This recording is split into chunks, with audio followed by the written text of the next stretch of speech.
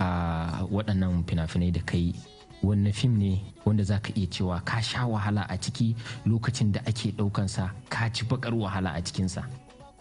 Eto, wato bayan na yi wa'annan fina-finan ai ka san na yi wasu.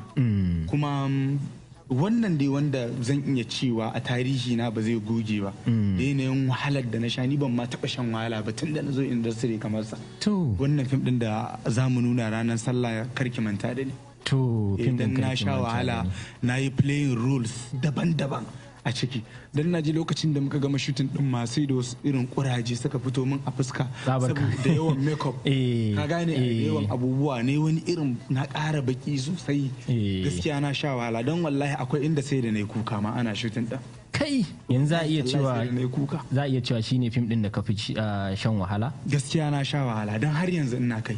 To akwai a wannan fim din da ka faɗa na karki manta da ni, akwai wasu waƙoƙi yanzu da suke ta kara kai na suke ta yawo a